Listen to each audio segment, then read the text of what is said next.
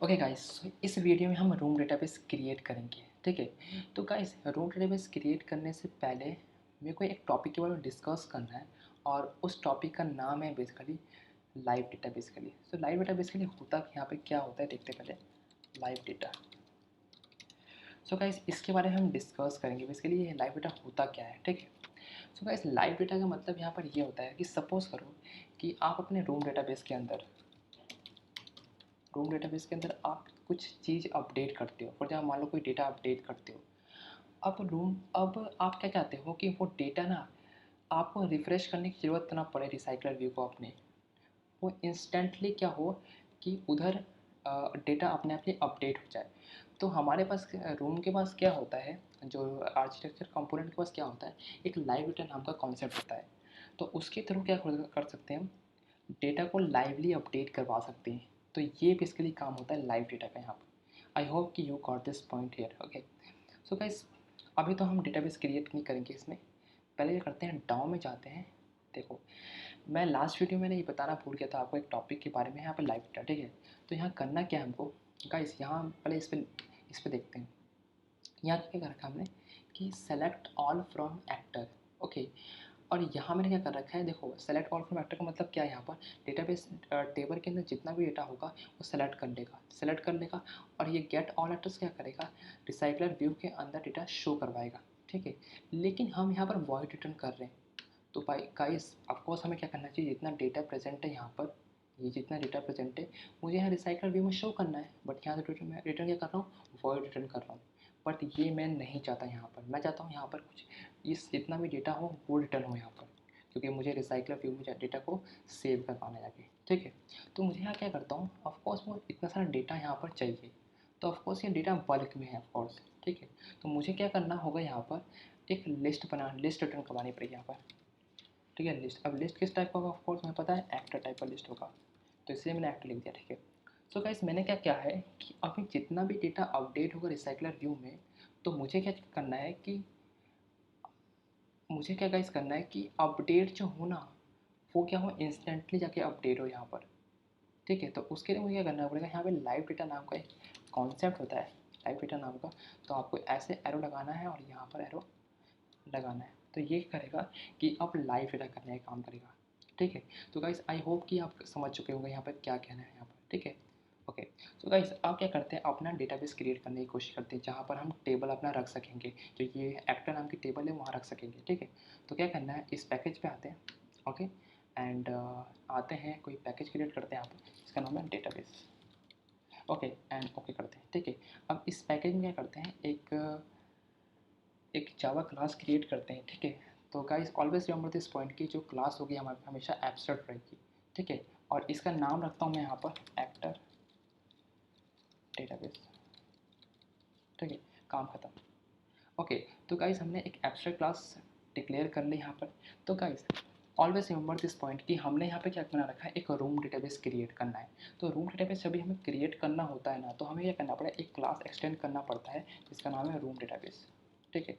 I think हमने कर लिया। ठीक है। अब गाइस, हमने एक डेटाबेस बना चुके हैं। ठीक है। यहाँ पर अब मुझे क्या करना पड़ेगा, इस डेटाबेस के अंदर आपको एक टेबल रखनी पड़ेगी। अब टेबल कौन सी है, हमारे पास एक्टर नाम की टेबल है। ठीक है। ये टेबल जो है हमारे पास, ये वाली, ये रख ली है। ठीक है। तो क्या करना पड़ेगा हमको, हमें आना पड़ेगा डेटाबेस के अंदर और यहाँ पे करता हूँ और क्या करता हूँ, एक हमारे पास एक एनोटेशन होता है जिसका नाम होता है डेटाबेस। और इस डेटाबेस के नाम अंदर क्या लिखना पड़ता है, एंटिटीज लिखनी पड़ती है। और यहाँ का आप पास करना, आपको कर्ली बेसिस पास करनी है, जहाँ पर हमारे पास क्या होगा, हमारे डेटाबेस का नाम होगा, इस क्या होगा, डेटाबेस का नाम होगा एक्टर डॉट क्लास पास करना है, दैट्स इट। ओके। ओके। ये काम खत्म यहाँ पे। ठीक है। आई होप कि you are getting this point. Okay. तो गाइस, अगर हम देखो, एक डेटाबेस के अंदर बहुत सारी टेबल हो सकती है। ठीक है। अगर मुझे और टेबल अगर डालनी हो इसके अंदर, मैं कॉमा डाल के लिख सकता हूँ यहाँ पे जो मर्जी। ठीक है। अभी मेरे पास एक ही टेबल है तो मैं एक ही टेबल इसके अंदर डालूंगा। ठीक है। अब गाइस, कुछ और यहाँ पर डालना पड़ता है। यहाँ पर क्या करना पड़ता है, उस मुझे डेटाबेस का वर्जन नंबर भी डालना पड़ता है। ठीक है। तो मैं यहाँ पर वर्जन लिखूँगा, एक मिनट, यहाँ पर वर्जन लिखने दो। वर्जन इज इक्वल टू, मैंने पास कर दिया 1। गाइस, वर्जन नंबर क्यों इंपॉर्टेंट होता है यहाँ पर, फॉर एग्जाम्पल मान लो कि जब आप डेटाबेस के या डेटाबेस के अंदर कुछ आप चेंजेस करोगे, तब आपको वर्जन के हिसाब से इंक्रीज़ करना पड़ता है। ठीक है। ओके, अभी बाद में समझ में आएगा हमको जब हम आगे थोड़ा काम करेंगे, ठीक है। I hope you got this point, ठीक है। सो गाइस, हमें करना क्या है, नेक्स्ट चीज़ यहाँ पर हमें सबसे पहले क्या करना पड़ता है, यहाँ पर डेटाबेस का नाम रखना पड़ेगा, ठीक है। तो मैं करता हूँ एक प्राइवेट स्टैटिक फाइनल नाम का एक स्ट्रिंग लेता हूँ, string. I hope you are getting this point, string. और यहाँ पर डेटाबेस अब यहाँ पर नेम पास कर दिया, ठीक है। अब मैं लिखता हूँ यहाँ पर लेता हूँ, आपको मालूम है, लिखते हैं एक्टर, ठीक है। एक्टर डेटाबेस लिखता हूँ, एक्टर डेटाबेस, ठीक है। ये डेटाबेस का नाम हो गया, ठीक है। तो गाइस उसके बाद क्या करना पड़ेगा हमको क्या करना पड़ेगा उसके बाद कि एक हमें क्या करना पड़ेगा, पब्लिक टाइप का एक एब्स्ट्रैक्ट मेथड बनाना पड़ेगा हमको, ठीक है। पब्लिक टाइप का एब्स्ट्रैक्ट मेथड बनाना पड़ेगा जो क्या रिटर्न क्या करेगा, इसके अंदर जो रिटर्न करेगा गाइस यहाँ पर एक हमारा जो ये डाउ रिटर्न करेगा। बेसिकली बताता हूँ क्यों हमें बनाना पड़ रहा है, एक्टर डाउ रिटर्न करेगा ये। तो यहाँ पे एक्टर आपको लिखना पड़ेगा एक्टर डाउ, ठीक है। और एक्टर डाउ लिखने के बाद क्या करना पड़ेगा, यहाँ पर एक एब्स्ट्रैक्ट, एक गाइस यहाँ पे हमें क्या करना पड़ेगा, यहाँ पे लिखना पड़ेगा एब्स्ट्रैक्ट देन एक्टर डाउ। और यहाँ पे एक फंक्शन क्रिएट करना पड़ेगा, लिखना पड़ेगा हमको एक्टर डाउ नाम का एक फंक्शन क्रिएट करो, ठीक है। सो गाइस हमने यहाँ पे ये डिक्लेयर क्यों किया, समझते हैं पहले इसको गाइस। तो मैंने बता रखा है यहाँ पर कि ये एक एब्स्ट्रैक्ट क्लास है, तो इसके अंदर हमें कुछ ऐसा नहीं काम करना जो इंसर्शन हो या कुछ भी डिलीशन हो, कुछ भी काम नहीं करना पे। मैंने बताया कि रेपोजिटरी क्लास के अंदर सारा काम होगा, ठीक है। तो इसलिए मैंने क्या कर रखा है, ये मैंने एक फंक्शन क्रिएट कर दिया। इसके इसके जरिए का इसके थ्रू क्या करूँगा मैं, जितने भी डाउ के अंदर मेथड्स है या कुछ भी जितने भी इंसर्ट हो गया, डिलीट जो भी है, इसको मैं कॉल कर सकूँगा यहाँ पर, ठीक है। तो कैसे ये समझो, बस यहाँ पर आपको ये समझना पड़ेगा कि जो मैंने ये बनाया ना बेसिकली एब्स्ट्रैक्ट फंक्शन, वो सिर्फ इनको कॉल करने के लिए बनाया, बस इतना ध्यान रखना। और गाइस पहली बात तो ये है ना कि ना ये सारी चीज़ें डिक्लेयर है पहले से ही, ठीक है ना। तो जब भी आप किसी भी एप्लीकेशन में काम करोगे ना, तो सबको आपको सेम प्रोसीजर रखना पड़ेगा। पहले आपको मॉडल क्लास बनानी पड़ेगी, फिर डाउ बनाना पड़ेगा, फिर डेटाबेस बनाना पड़ेगा। सब काम सेम रहेगा और कोड भी सिमिलर सबका होता है, ठीक है। तो आई थिंक ये पॉइंट कर चुके हैं हम, ठीक है। अब गाइस हमें क्या करना पड़ेगा, अब हमें एक सिंगलटन बनाना पड़ेगा इस डेटाबेस का, ठीक है। तो गाइस सिंगलटन हमें बनाना पड़ेगा बिकॉज कि हम चाहते हैं कि इस डेटाबेस का सिर्फ एक ही इंस्टेंट मेमोरी के अंदर हो और वहाँ से हम जितने भी फंक्शंस हैं हम सबको कॉल कर सकें, बस ये काम करना है, ठीक है। तो कैसे करता हूँ, एक पब्लिक बनाता हूँ, पब्लिक एक प्राइवेट बना सकते हैं, कोई दिक्कत नहीं। प्राइवेट एंड स्टैटिक करने के बाद क्या करता हूँ, एक वोलेटाइल नाम की बनाता हूँ, वोलाटाइल। एंड यहाँ पर करता हूँ इसका रिटर्न टाइप गैस क्या होना चाहिए, इस एक्टर का, एक्टर डेटाबेस। एंड यहाँ पर आता हूँ, यहाँ पर एक इंस्टेंट क्रिएट करता हूँ, इंस्टेंट क्रिएट और यहाँ पे जस्ट मैंने ये पास कर दिया, ठीक है गाइस यहाँ पे हुआ क्या, लेट्स से कि यहाँ पर हुआ क्या, हमने क्या कर दिया, एक इंस्टेंस क्रिएट कर दिया यहाँ पर, मतलब एक डेटाबेस जो इस डेटाबेस का है एक इंस्टेंस क्रिएट कर दिया। इसका मतलब यहाँ वोलाटाइल क्यों डाला मैंने, यहाँ पर समझते हैं वोलाटाइल का मतलब यहाँ पर ये क्या है, जब भी हमारा डेटाबेस, जब भी हमने एप्लीकेशन क्लोज करते ना, तो ये जो इसका इंस्टेंस है ना वो मेमोरी से हट जाए, ठीक है। तो वोलाटाइल का यहाँ पर मतलब ये होता है, ठीक है गाइस। तो आप समझ चुके हैं, ठीक है। उसके लिए क्या करना पड़ेगा, मुझे यहाँ पर एक फंक्शन क्रिएट करना पड़ेगा जिसके जहाँ पर मैं अपना इंस्टेंस क्रिएट कर सकूँ, ठीक है। तो कैसे क्या करना है, एक पब्लिक बनानी पड़ेगी यहाँ पर, पब्लिक स्टैटिक एंड इसका रिटर्न टाइप होगा एक्टर डेटाबेस। और यहाँ बनाना पड़ेगा गेट इंस्टेंस बनाना पड़ेगा और यहाँ मुझे वैसे कॉन्टेक्स्ट पास करना पड़ेगा।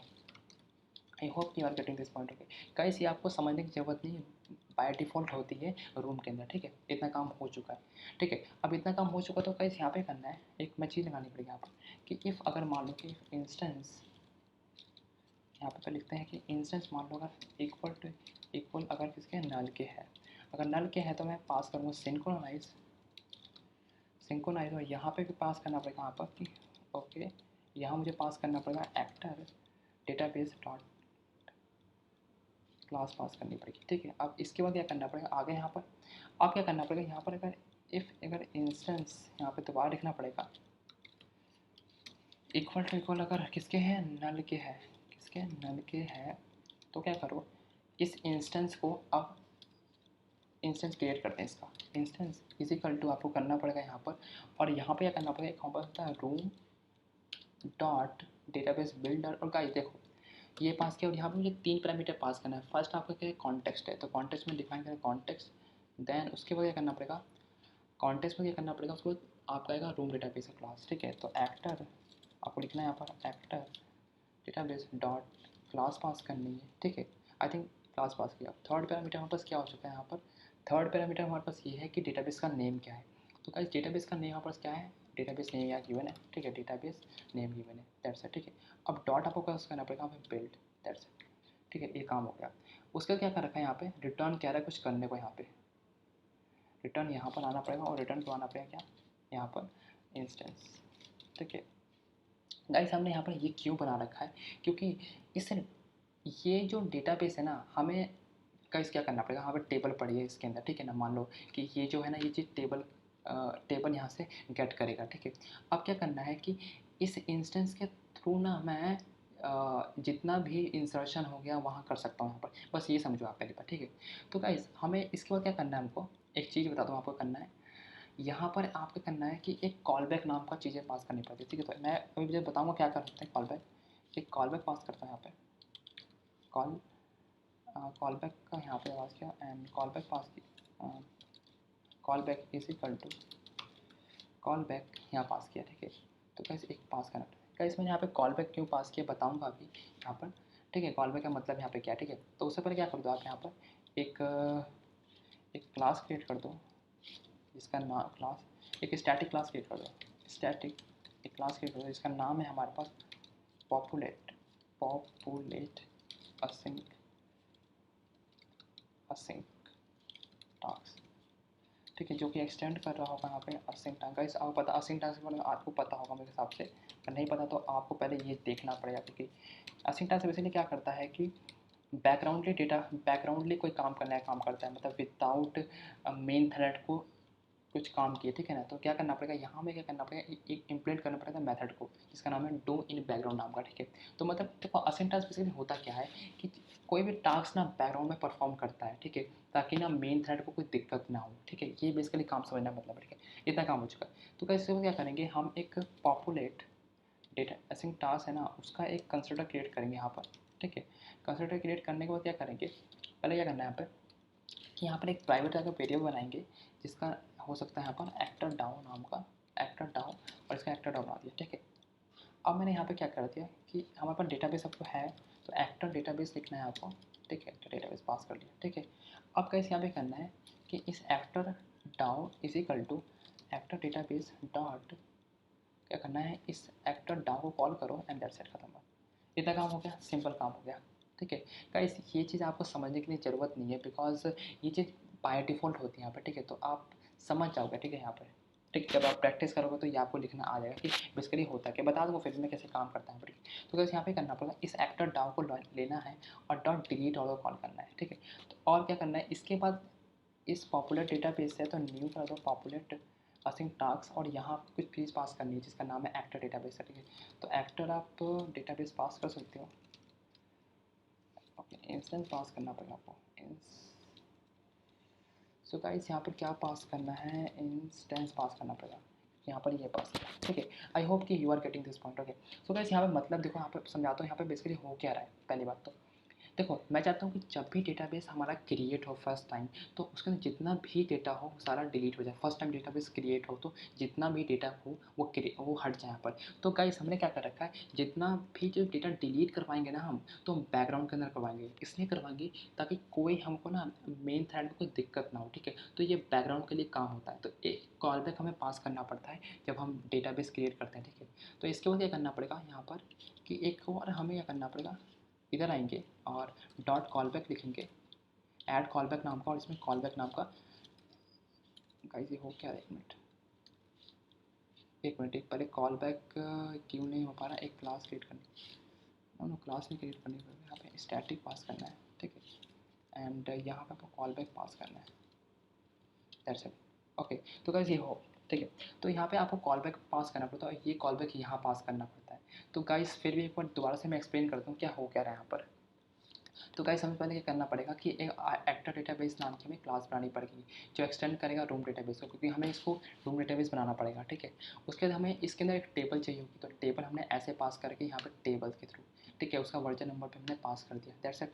उसके बाद मैंने क्या कर दिया, इस एक्टर डाउ को यहाँ पर कॉल किया। यहाँ पर ये मैंने इसलिए बनाया है ताकि जितने भी यहाँ पर फंक्शंस हैं ना उसको कॉल कर सकूँ यहाँ पर, दैट्स इट। उसके बाद मैंने क्या किया, इस एक्टर डेटाबेस का मैंने क्या किया, एक वोलेटाइल नाम का मैंने क्या किया, एक इंस्टेंस क्रिएट कर दिया, मतलब एक ऑब्जेक्ट क्रिएट किया यहाँ पर। ये इसलिए मैंने क्रिएट किया ताकि क्या हो, इसका एक सिंगल इंस्टेंस बन सके, ठीक है। उसके थ्रू मैं क्या करूँ, जितने भी फंक्शंस है ना, देखो ये मैंने इसलिए कॉल किया यहाँ पर समझने की कोशिश करो इंस्टेंस, ताकि जब भी देखो हमें इंसर्शन डिलीशन जो भी काम है आपको कहाँ करनी है, रेपोजिटरी क्लास में करनी है, तो इसके थ्रू मैं फंक्शन सारे कॉल करूँगा, ठीक है। और गाइस ये जो पूरा प्रोसीजर है यहाँ पर, ये डेटाबेस क्रिएट करने का काम है, डेटाबेस का नेम ले सकते हैं यहाँ पर। और कॉल बैक क्यों मैंने पास किया है, आई होप कि कॉल बैक आप समझ चुके हो यहाँ पर क्यों काम किया गया। ये सारा डेटाबेस कॉल बैक का काम है, ठीक है यहाँ पर। और पॉपुलेट ये इसलिए मैंने पास किया ताकि फर्स्ट डेटा क्रिएट होना, तो ये बेसिकली यहाँ पर इसको कॉल कर लेते हैं यहाँ पर। आई होप कि you are getting this point. Okay guys, this is enough for this video. So next video में हम रेपोजिटरी क्रिएट करने की कोशिश करेंगे, ठीक है।